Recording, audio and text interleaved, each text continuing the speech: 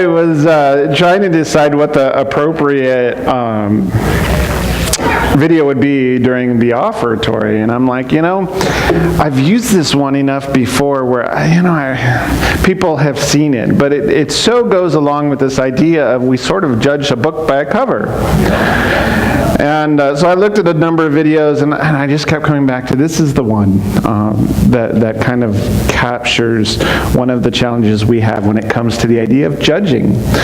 Yet I don't know that most of us have too much of a problem with judging others in the way that the video depicts. I'll just tell you that right off the bat.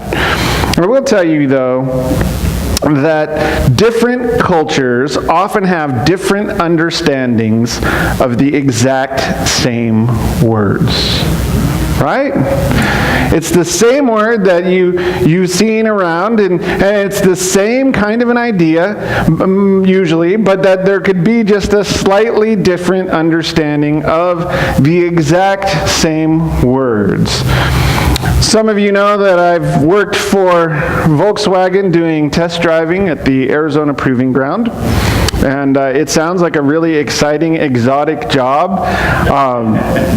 It really isn't all that exciting and exotic. I mean, there's a few things that are kind of cool about it. But one day I got assigned to a particular run. It happened to be on the proving ground. Most of mine were off. When they were on, I usually wasn't quite as excited because we did a lot of what we call dust testing, which is where you drive with the window down this far on a dirt road, trying to get dirt to come in the window to see what would happen to the car, and you have to wear a mask, and it's hot because the window's open, and it's summer in Arizona, right? But this particular day, it wasn't one of those. It was a different kind of one, and I was sort of enjoying it. And I get a call on the radio saying, hey, we need you to come back in. We want to switch you to a different car. Oh, no. I get there, and they're like, yeah, we want you to do a test for this group that's here visiting. And I knew right away that meant I was probably going to be doing a dust test, and I wasn't real thrilled about it. I was about as thrilled as, well, not at all. So the lady who was in charge, she was the chief engineer, one of the chief engineers for Volkswagen. She is obviously German, from Germany. And so she begins to tell me that this test is very important and it needs to be done quite quickly. And I'm, okay, I understand. This is what we're going to do. This is how it's going to happen. We're all good. I'm ready to go. And she says, well, I have one more question for you. Okay. Are you going to brake the car? Now, my supervisor is standing right next to me. I'm like, brake the car, brake the car. Does she mean brake? Like, I broke the car? Does she mean brake? Like, am I going to use the brakes? Like, is there something I need to know about the braking system on this car? What is she talking about? And I kind of glance over at my supervisor, and he has the same perplexed look as I have. And we're both sitting there going, I know the word, but what exactly does it mean? So I'm like, well, I don't think she means brakes as in brakes, right? Like the car is going to stop when I need it to stop. So I started thinking, brake can mean damaging or destroying, right? Like I could go, and you wouldn't want to do this because it gives you bad luck, but break a mirror, right? So break can mean damaging or destroying, or break can mean resting. So, all of this, of course, happened very fast in my mind, and I finally had translated what she was asking me, and I said, oh yeah, I still have lunch break coming. That was clearly the thing she wanted to know, and she said, instead of stopping, will you call us on the radio, and we will come out, and we will drive the car. I will drive the car while you eat lunch.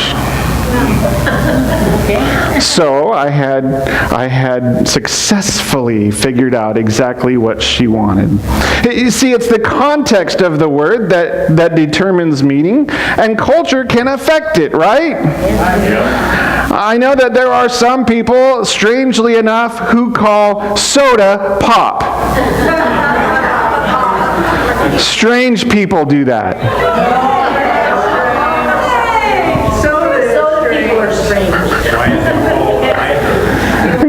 cultures. And yet that's a simple culture, right? And yet sometimes the meaning can be affected. How we feel about the word judge can either be positive or negative depending on our context. So when we talk about the word judge, we can either think of it in a positive way or we can think of it in a negative way. It's the same word, but depending on the context of how we're using it, it can be a positive thing or a negative thing, right? You agree with me so far? We're on the same page? Here's a positive way to use judge: to analyze, to evaluate, to decide. So we take a look at the information that is being presented to us, we evaluate it, we analyze it, and ultimately we decide, we make a judgment. So if you're at the store and you're thinking about buying something, you are analyzing, you're evaluating, and finally you decide to either buy it or not buy it, and that is your judgment. Usually it has something to do with either I have enough money for this or I don't have enough money for this, or it's worth this price or it's not worth this price, or the quality is good or the quality is not good, right? So that's a very positive way to say that we can judge, right? Negative, there's one word, and that is condemn, right? So that's very negative, and a lot of times when we go and we get, say, like an employee evaluation or whatever, when we think of judgment there, we think of condemnation. And in fact, when we think of God, a lot of times what we think of when we say that God judges is we think that God condemns. That what God is all about. And I've talked to a lot of people, most of them are not church people, if you know what I'm saying, but a lot of people who one of their biggest things is well, you know, God's just going to strike me dead if I walk through the doors of a church. Good luck with that. The roof is going to come in. I've heard that one a lot of times. So we think of it as condemnation, and that's not such a good way to think of judge. There can be judgment in both the kingdom and the earthly. Now, if you haven't been with us the last several weeks, we've been talking about the Sermon on the Mount. We've been talking a little bit about the kingdom values and what Jesus wants us to do as members of the kingdom of heaven, in which we are already a part. And then there are earthly cultures, or there are earthly values which are here. So there can be judgment both in kingdom terms and in earthly terms. And most of the time, when we're thinking of the kingdom terms, we're thinking about God is going to judge everybody someday, right? And when we think of earthly cultures, a lot of times we're thinking more along the lines of what happens in a courtroom. So judgment has kind of different meanings based on which culture you happen to be in. I was thinking about this, and the world often sees the church as judgmental. And they're excellent at it, and they point it out. And so you could be talking to somebody and saying, hey, National Back to Church Sunday is coming up on September 17th, and I'd like to invite you over to my church. Now, that was a shameless plug, but you need to hear it.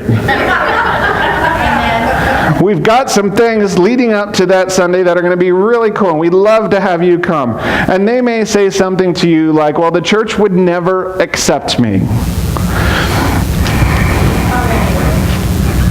Right? It's kind of what they would say.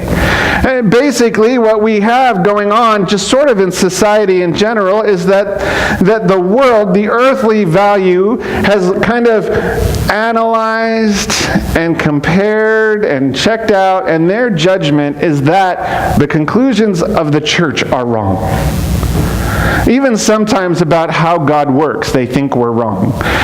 They got to come to church before they can decide that, right? That's how I see it. The church often sees the world as a bit judgmental, and kind of jumping to conclusions, right? And the church usually rejects the conclusions of the world, and there's a good reason for that. A lot of times the world is wrong, and by the way, a lot of the time the church has been wrong. Just kind of throw that out there. I think that in today's world, or in any society or in any culture, that more people have been hurt by judgmental attitudes than perhaps by anything else. I think there are more people who are outside of the church today because they felt like the church was so judgmental, or that the church is so holier than thou, or whatever else they may say, that they have been hurt to a point where they don't want to come back in. And that scares me. me. It scares me. But it also makes me realize that this is probably why, when we are going through the Sermon on the Mount, that this is something Jesus chooses to address. So, what does Matthew want us to read in the Sermon on the Mount?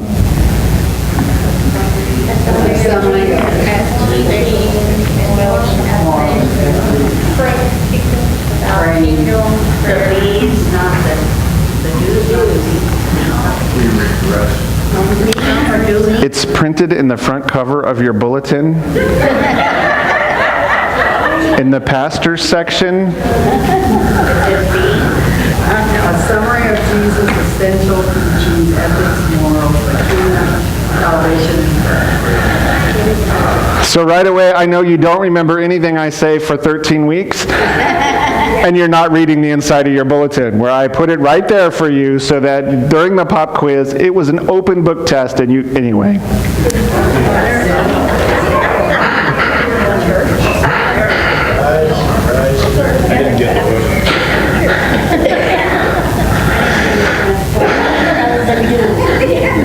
What does kingdom culture say about judging?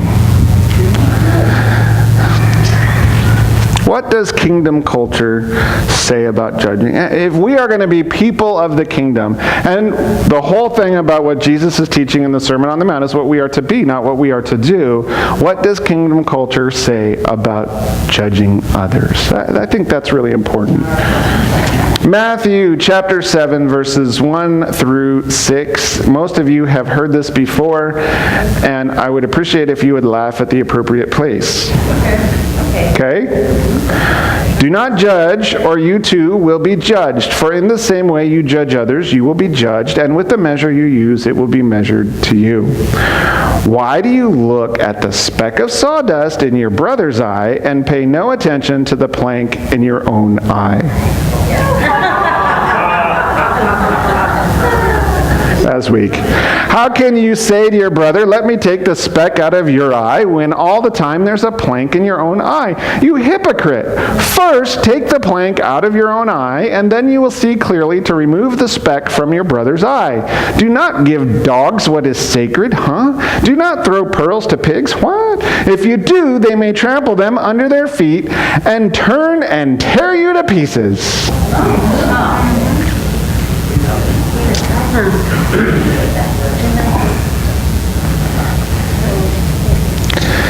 Anyway, here's the paradox. Judging is commanded. Did you read it there? It's in there. Judging is commanded. It is something that kingdom-thinking, kingdom-being disciples of Jesus Christ must do.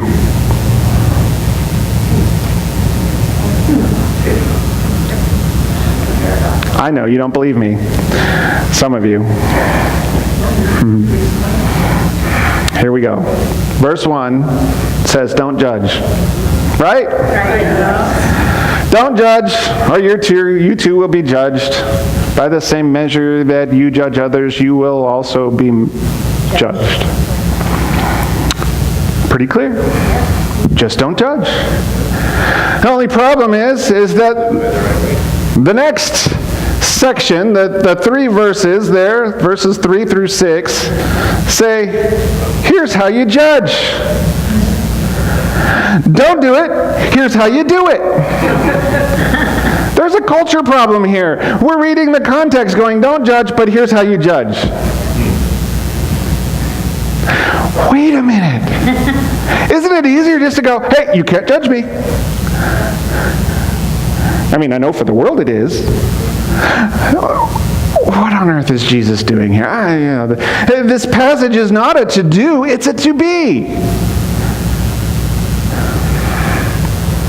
What does it mean to become people who don't judge others, but then judge others in a certain way, or judge things in a certain way? I was waiting for the answer.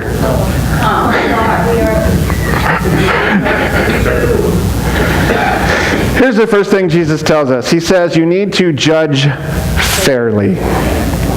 When he's saying do not judge, for by the same token or same measure that you judge, you will be judged, what he's really saying to us is you better be careful how you're judging. Rather than just a blanket, don't ever judge, because that sounds really good. But we won't be disciples if we're not judging. We will not be. We won't know the difference if we're not judging between a kingdom mindset and an earthly one. Because in order to know that difference, we must make judgments. Yeah. You're not nearly as excited about this as you should be.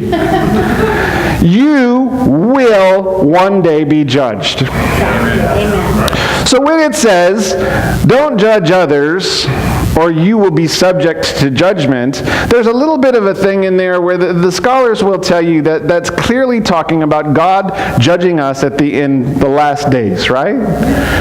That's going to happen whether you make judgments on somebody else's ideas or not. The idea is that you are going to be judged, and you are going to be judged by God. So when you read, don't judge others or you will be judged by God, sort of in parentheses, it's not really a warning. It's a fact. Amen. Amen. And that's why the very next thing Jesus says is, because the same measure you use on others, you will have used to you. Now, just so that we're clear, this is not an excuse to just judge everyone else and say, oh, well, maybe it's sin, maybe it's not. Oh, who am I to decide? And then expect God to go, well, maybe that was sin, maybe it's not. Who am I to decide? God knows, and he wants us to know as well. So I don't think that we should take that as sort of a threat from God, that, hey, listen, by what you do, you will be judged. I think some of that is here on earth, but I do think that God can say, hey, listen, why were you so mean to people? Why were you judging them at a level here when, by the way, you're way down here?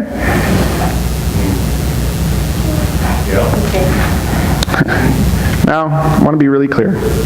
There's no doubt that condemnation of a person is God's prerogative alone. Amen. So if you are judging somebody unworthy to be redeemed by God, you are outside of your league. Now, you can look at what somebody did and you can say, this is totally wrong. God is totally displeased by it. And from my perspective, it doesn't look like this person will ever be redeemed. I think it's okay for us to look and see that, as long as we realize that we can stop and say, well, from my perspective, because God sees something totally different. That's true. Which, by the way, means that people who are persecuting Christians right now are not outside of the realm of being forgiven. True. Yeah, true. Here's the problem. If we are not careful to make sure that we are living to the highest standard that we are capable of living, and we go around telling other people that they need to live to an even higher standard than we're living, we will be wrong. We will be wrong. Jesus essentially here is calling us to be very gracious with judgment. He's saying, look, I want you, when you are judging, when you are making judgments on someone's behavior, whether it is disciple-worthy, whether it's kingdom-minded, whether it's earthly-minded, whether it lines up with Scripture, whether it doesn't line up with Scripture, all of those different things, you need to be gracious no matter what your conclusion is. Because that's what's important. Gracious, is defined by Merriam-Webster, is marked by kindness or courtesy. Now, this means that when we begin to realize that somebody maybe is doing something that's outside of what Christ calls us to do, that we can say something or we can think that, but we can only do so if we are first kind and courteous about how we do it. It would be as if I stood up here this morning and started pointing out some of the things I've noticed that maybe don't line up with what you say you believe about God. And did it in a rude manner. Right? kindness and courtesy need to be on everything that we're doing. You had me worried. I think if you feel like you need to share with somebody else, you have to approach this politely. And by the way, I don't think everything needs to be shared. It's not our job to go around telling everybody, hey, listen, I don't think what you just did lined up with what God wants. If we did that, we'd be having people do that to us all the time.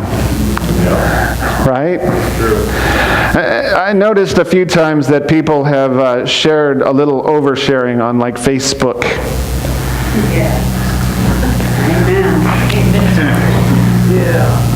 A couple times I've noticed that sometimes people in light, and what they say is, well, we really need to pray for so-and-so because they're really messed up. You've seen that, right? You've never gotten any of those prayer requests? They're really messing up their life. You better start praying for them. Not everything has to be shared. If we're going to go approach somebody, we need to approach them politely. Graciousness when judging means you're only going to share with those who need to know. And by the way, almost every time, it's going to be between you and whoever you say, I don't think you're doing the right thing. True. Doesn't need to be between you and 5 other people. Doesn't need to be between you and Facebook. Doesn't need to be between you and, well, we got to tell everybody. It's need to know. One of the things we have to be really careful about is that when we are judging what we see someone else do, that we do not judge motives. It's really easy to kind of make an assumption of why somebody did something the way they did it. I'll give you a simple example. Have you ever been driving and somebody cut you off? Oh, yeah. If it ever happens to me, I'll tell you how it feels. Just kidding. What is our first conclusion 9 out of 10 times? As if it was intentional against us. How could you be so careless to cut me off like that? Do you not care about me? You could have killed us both. They didn't.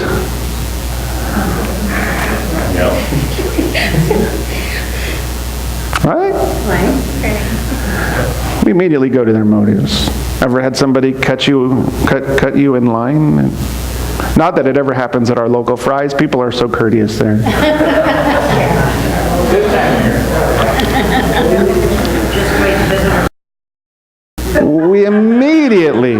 We immediately judge motives.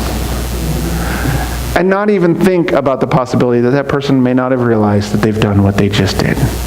Whether it be got you off or cut you in line or whatever. And we take it personally. And that gives us reason to judge them.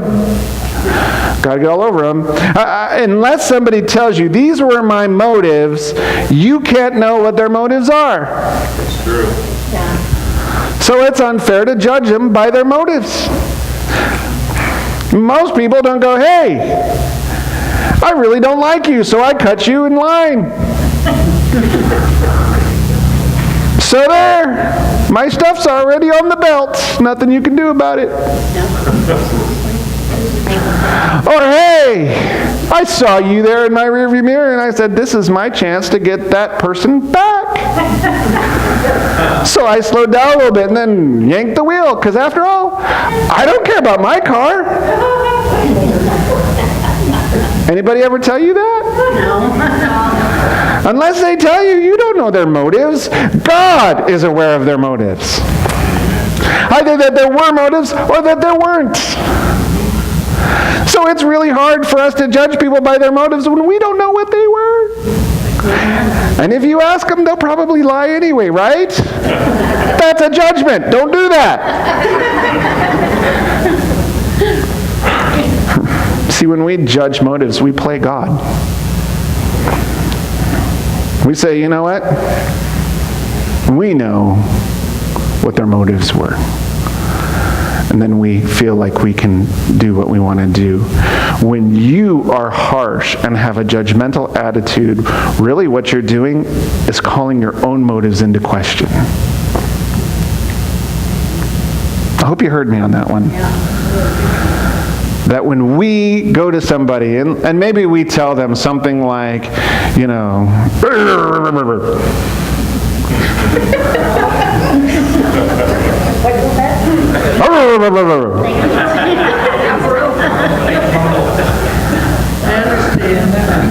their first thing is to go, why are you doing this? And their first thing is to go, do you hate me? Is it something I said? I showered. Right? It's the truth.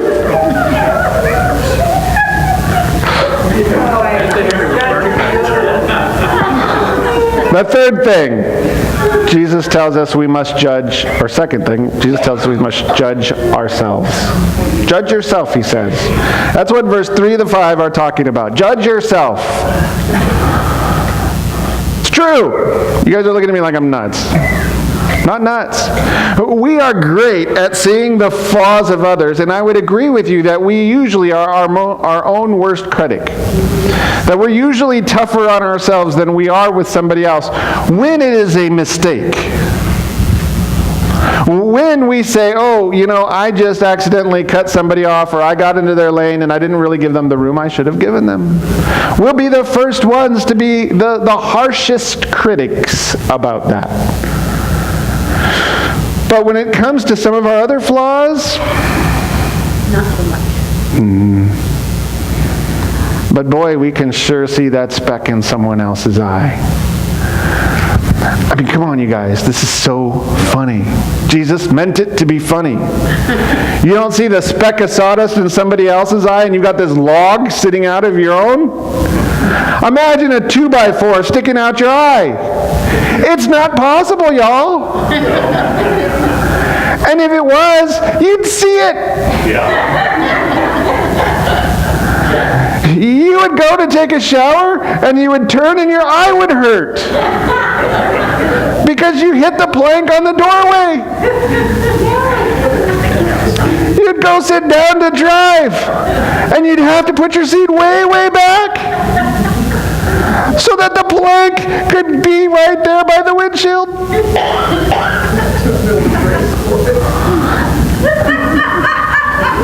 It's funny. I think one of the first things Jesus is telling us is recognize your own sin. You might see sin in the life of someone else, but that's all right, only if you recognize that you are also one who has engaged in sin, or one who is prone to sin except by the grace of God. So important for us to get this. You know, since we know our own motives, we can sometimes struggle to recognize our own flaws. Well, I don't know if that's really sin. My motive wasn't there to separate myself from God. But do you see the problem? We know what our motives are, but we don't know what anyone else's motives are unless they tell us, and they don't usually. True. So the very first thing we have to do is go, motives have nothing to do with this. If I've separated myself from God, whether I intended to or not, it's sin. Yeah. You all get really quiet sometimes when we talk about sin. Do you remember something goes a little bit like this? He who is without sin cast the first stone.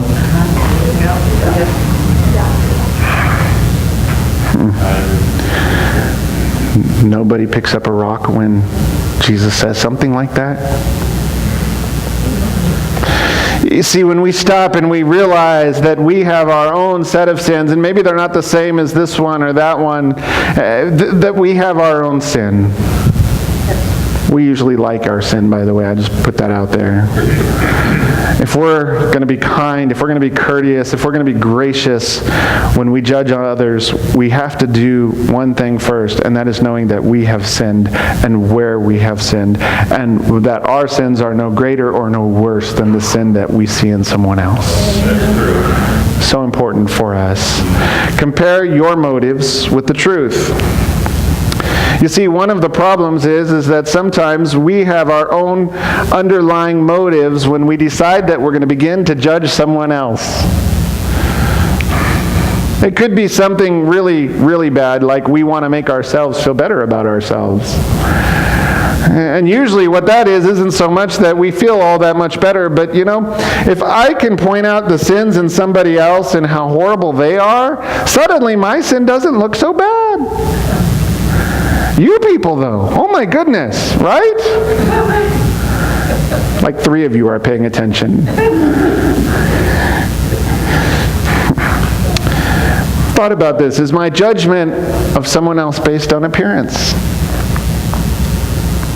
I think for the most part, we kind of get that we shouldn't judge people just based on the way they look.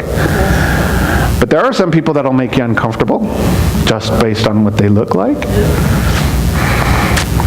It's my judgment of someone else based on hurt feelings. I know that none of you would ever do this, but I have been so tempted to do this, where somebody hurt my feelings, and I want to go jump right back on them and say, well, you're pointing out what I've done wrong. Well, let me tell you all the things you've done wrong. Why? Because you hurt my feelings. I don't know that Jesus wants us going out there saying, hey, you hurt my feelings? Well, let me hurt them right back. And guess what? I'll do it better than you did. It's my judgment of someone else based on feeling threatened. Either you're threatening my power, or you're threatening my physical status, or you're threatening my security, or you're threatening my whatever else. Is it based on something like that? Is it based on feeling threatened? Is my judgment based on incomplete information? And I will tell you, no matter how much you know, you never know it all. Yes, there are some who think they know everything.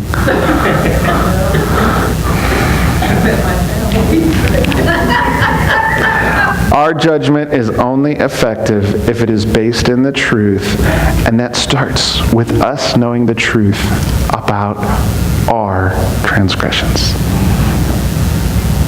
Do you hear what I'm saying? If we are going to be gracious towards others and realizing that maybe they made a fault and maybe it's something that needs to be brought to their attention, if we're going to do that, it needs to begin with us knowing that we have made the same sorts of errors. Right? It begins with that. It begins with those sort of things. The other thing I think we need to do is judge if this actually needs to be judged.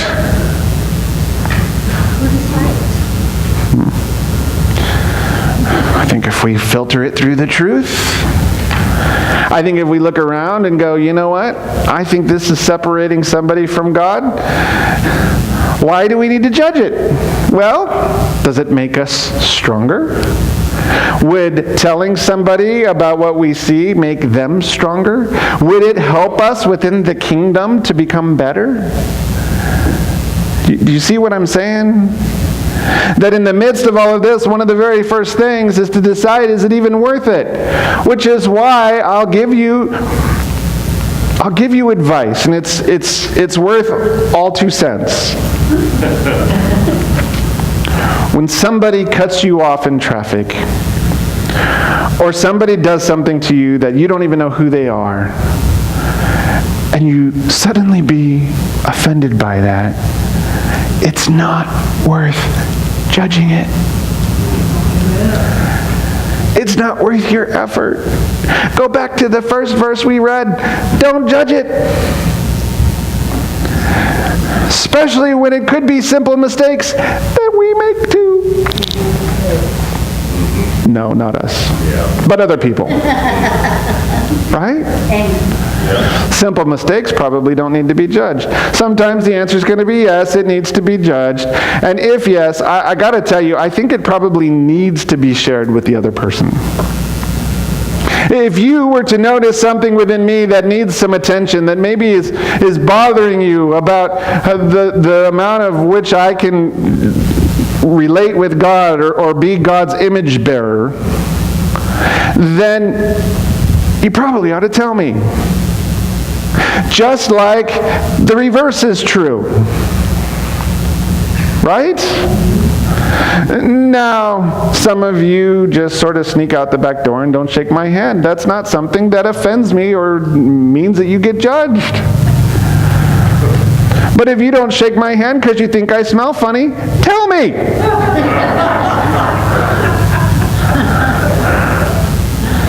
Because if it separates you and me, it separates us from God. You follow what I'm saying? Yeah. Important things we probably ought to let one another know. I think sometimes we don't because we're afraid the other person's going to go, well, who are you to judge me? Now you have an answer for that. Jesus gives us a paradox. Verse 1 says, don't judge. All the rest of them say judge.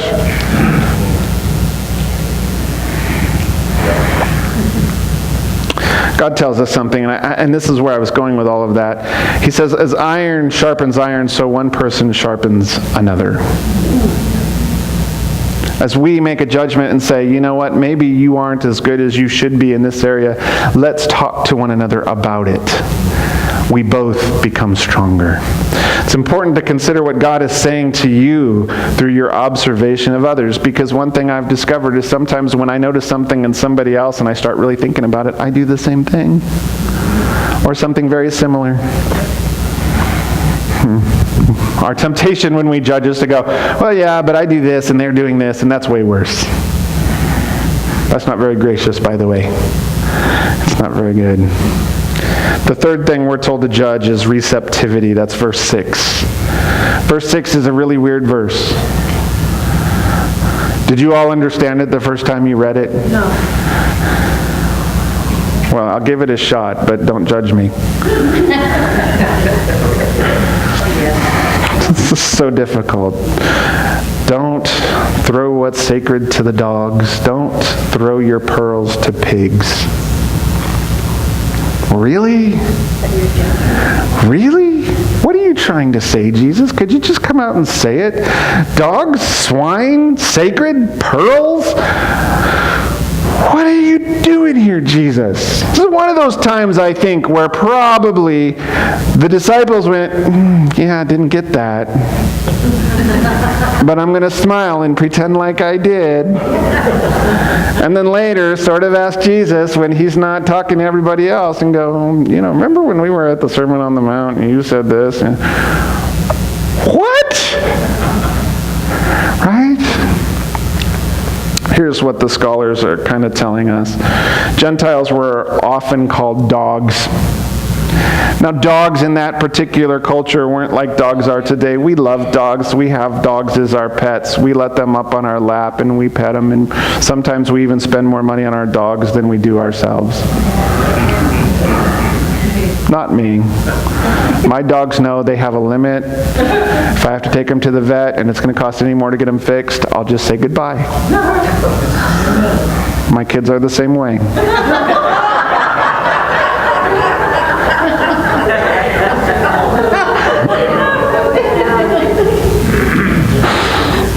Little higher limit.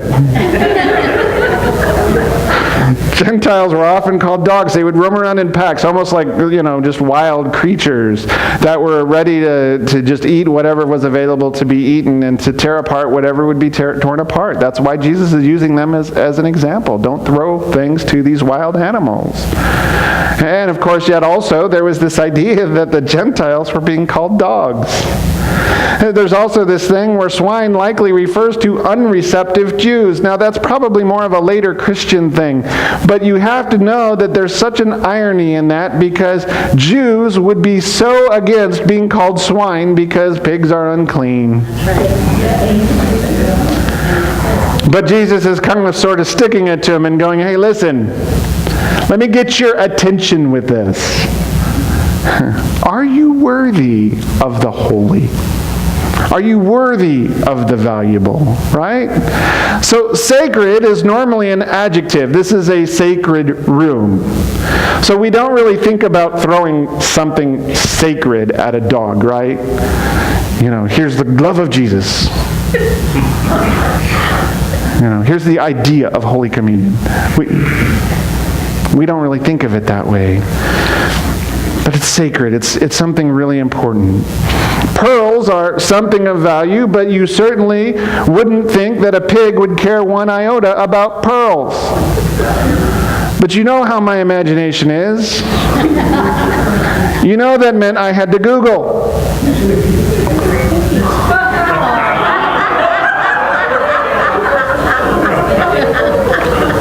Priscilla the pig likes pearls. But if you're wasting your pearls on a pig, we need to talk. I have some worthy projects to talk to you about, including helping an Eagle Scout with his project. And helping us get a coffee shop and second campus going.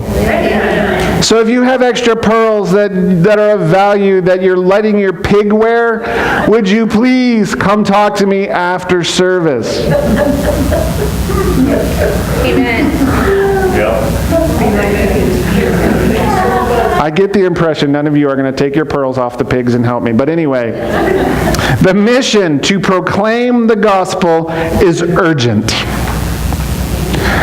Matthew's going to talk about it an awful lot. And it's an urgent thing. Now, we have a tendency to get into the church and we get saved, and we're really excited when we first get saved. And then, with the very few exceptions, most of us go, well, that was fun. I got my ticket to heaven.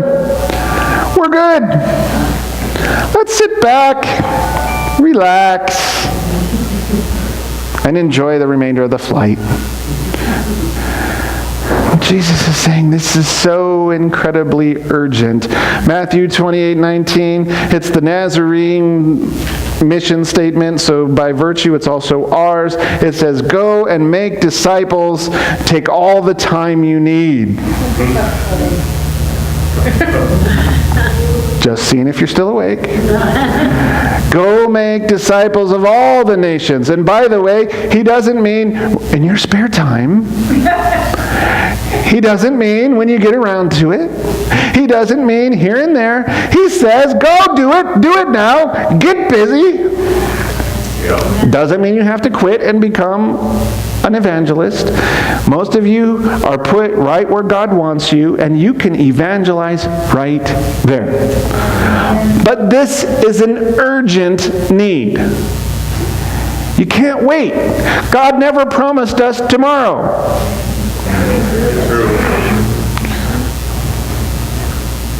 Glad you're with me. We should be driven to share the gospel every single day. If you want to know why I want to see this church grow, it's not so that we can steal people from other churches and get the biggest numbers. It's because I want to make disciples. I want to see people come to Christ. I want to see us make an impact in this community in a way that only we can do. And we ought to be sharing the gospel every single day. But inasmuch as it's an urgent thing to share the gospel, it demands receptivity. Now, receptivity is a really big word because I couldn't think of another synonym, and all the ones I looked up weren't any good. But it demands for somebody to be receptive to the message. That if no one will receive it, then there's an issue, right? If you are preaching and preaching and preaching and no one's listening, just like every Sunday, it's a problem. You woke up. I'm so excited. Don't try to convince a pig that pearls are valuable. Unless the pig is Priscilla, they're not going to be receptive to the idea. If I catch any of you later today trying to convince a pig that pearls are valuable, Right? You wouldn't do it because it would be a waste of your time. Yep. Why would you waste your time with that? Pigs don't even understand why they would want to have pearls. They would think, oh, look, so let's trample them, let's eat them, let's whatever else. Why string them around and wear them? It doesn't make sense. Dogs will not understand the sacred. I asked one of my dogs this morning, would you like to go to church? His tail wagged, but I didn't get a clear answer. We don't say that. Thought really close about bringing him down, but I know what he would be doing right now. Barking at all of you and peeing on everything. He would care none about the sacred thing that we do here on Sunday mornings. And by the way, it's a sacred thing. It's very sacred. Jesus wants us to judge our stewardship. And that's what he's saying with this whole thing. Don't throw your energy and efforts to someone who's not going to be receptive. Amen. Plant the seed. If it's clear that things aren't going anywhere, move on.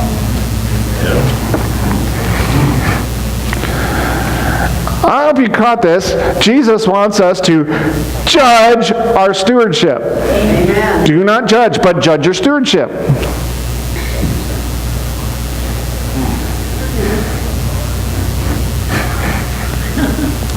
I think specifically when Jesus speaks of the sacred thing, he's talking about our stewardship of the gospel. What are you doing with the gospel message? Are you keeping it to yourself? If you are, your judgment ought to be that I'm not sharing the gospel enough. If you're sharing it with people who have already told you, I'm never going to become Christian, it might be time to move on to somebody who actually wants to hear the gospel. I hate to say it that way, it's the truth. It's the truth. You can keep praying for those people by all means. Every so often, throw some gospel at them and see what happens. But don't sit down dinner after dinner, lunch after lunch, breakfast after breakfast, and keep trying to talk them into the kingdom because they're not interested. It's like a pig in pearls or a dog in coming to church, only if all you will pet him. Right? But also, I think not just the gospel. I think that when you look at the Sermon on the Mount, part of what Jesus is saying here is that you need to judge your stewardship in all of the areas. How are you using your time? How are you using your money? How are you being a good steward of your relationships? And we don't talk about that very well. Relationships are two-sided streets, right? They go both ways. And sometimes we get so upset and we're ready to cut off our relationship. And almost all the time, it's the same reason that I hear over and over and over again. And it's because I always have to do this or I always have to do that.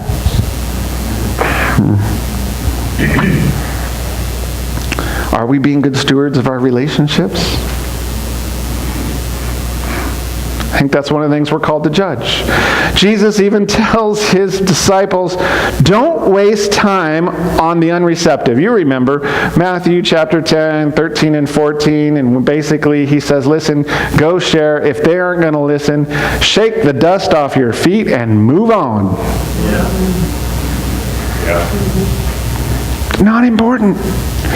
You got to go tell other people. There's a lot of people. Now, my understanding is that right now in the Yuma area, more the city than the foothills, but the Yuma area, that there are at least 57,000 people who don't claim a church home.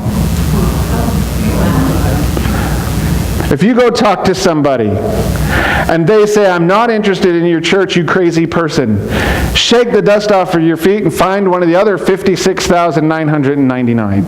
Amen. Don't waste time on the unreceptive. 3 messages about judging that we've heard. Be a fair judge, be an introspective judge, and judge productivity.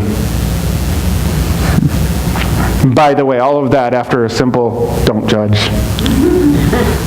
Don't judge, but be a fair judge. Be an introspective judge. Make sure you're looking at yourself first. And judge productivity. So what does the kingdom culture say about judging? Anyone else confused? When done properly, judging helps us to be good disciples. It's all about being, not doing.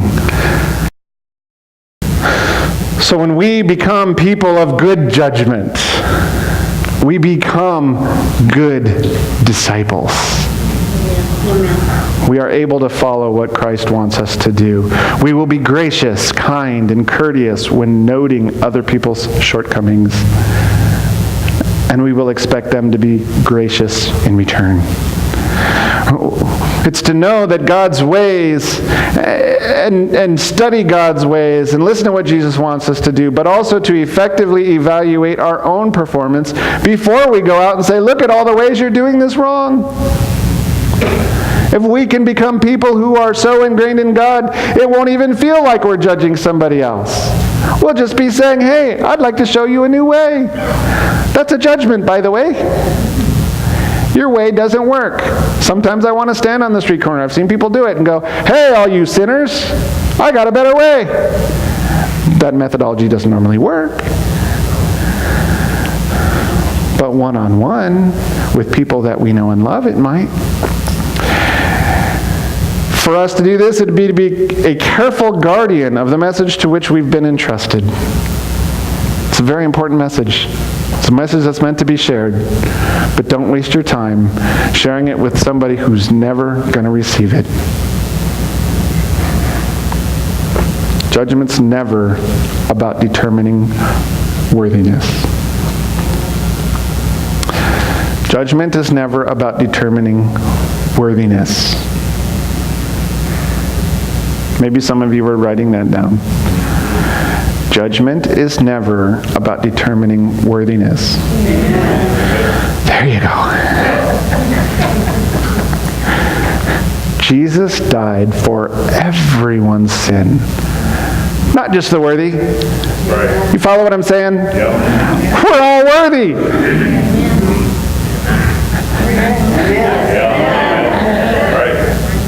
Some of you need to smile a little bit. Come on. I just said you're worthy. Either we're all worthy or none of us are.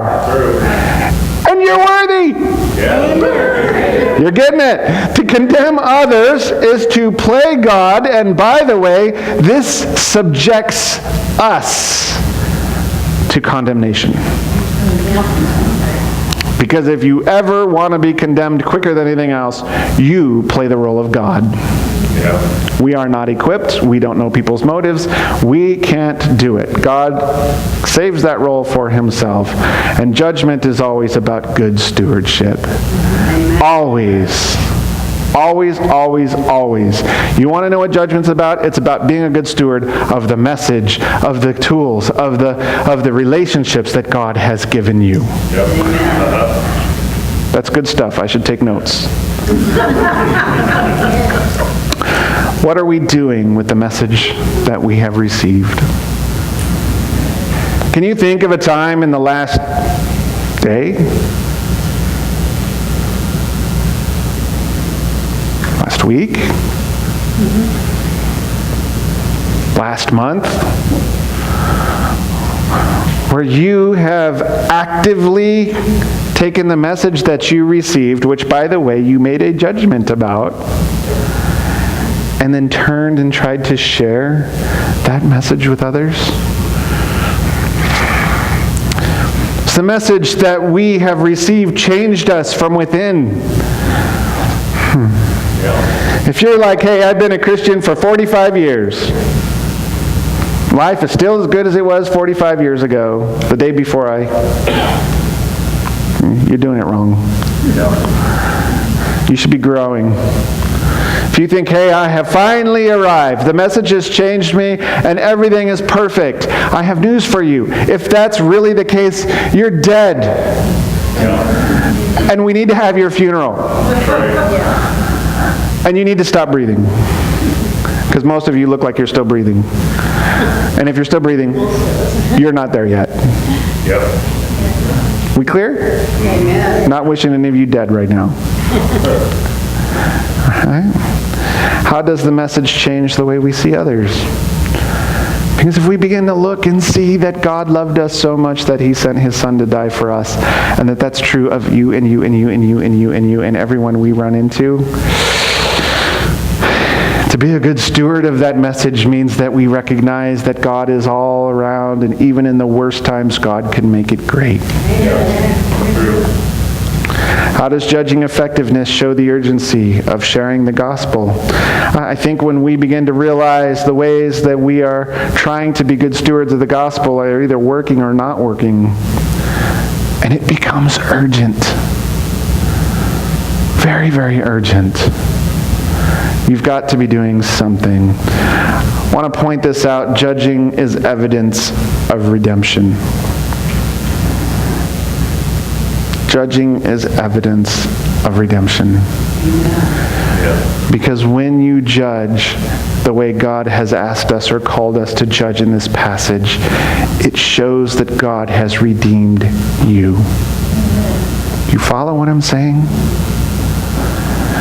Because if we're going to judge according to the world, we're going to be a bunch of really bitter, angry people. True. Really bitter, angry people. But judging can also be evidence that we are not redeemed. Do you hear what I'm saying? Hope that doesn't apply to anybody in this room. Has God redeemed you? It's a judgment. Praise God, he's redeemed me. Amen. Anyone else? A couple of you maybe? Yeah. You had me worried there for a minute. Does that redemption show to you and to others? Asking you to make a judgment. Would other people be able to look at you and absolutely that person has been redeemed by God? Or would they look at you and go, I wonder how receptive that guy would be to the gospel message?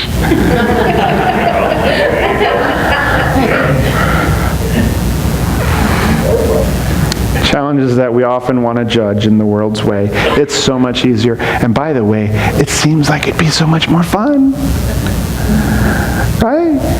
The world loves to judge. Even if they're saying, look, our judgment is that you can't judge us. That'd be easier. The plank isn't as important as the speck. That's what the world wants us to get. You ever notice that some of the people who are the most, hey, you can't judge me, are the people with the most flaws? Hopefully that's not you. Our culture must be that of the images of God, not of earthly values. And what I mean by that is that we were intended to be image bearers of God. It's way back there in Exodus. God made this, God made that, God made this, God made that. I don't have time to go through it all with you right now. But one of the things he says is that he created Adam. When he recreated man, he created man in his own image. Right. So if we are going to be culture, if we are going to have a culture that is of the images of God, kingdom images, we can't be resembling earthly values. You could judge today.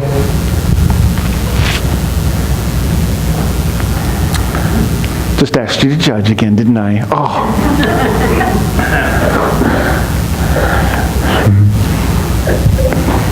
You could judge. If not, I just gave you a whole bunch of ways to do it. Yep. If you are, congratulations. You might have to help me a little. Heavenly Father, we just thank you so much for your word.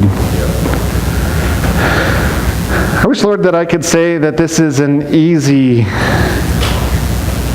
discussion. But this is one of those things that we are all good at, and that it's so simple that it's hard to even believe we have to talk about it. But I don't know that there's anything quite as confusing as what you've called us to do.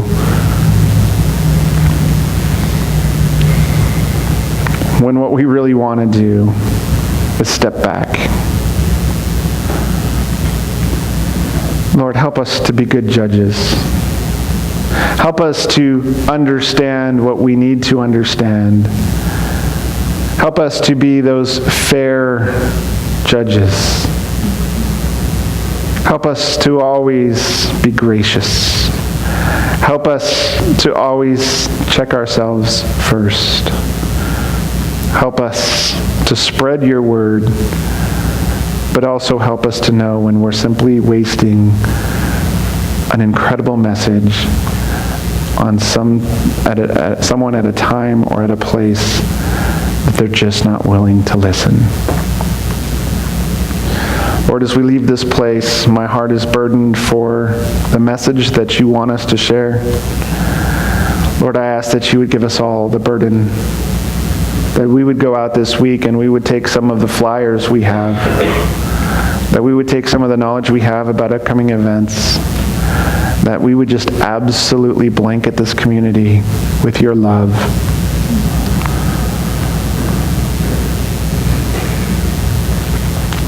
Lord, we love being here so much. We love what you've done for us. We've judged that, and we've judged it as good. We thank you. We ask that you be with us throughout this week. Pray all of this in your precious name. Amen.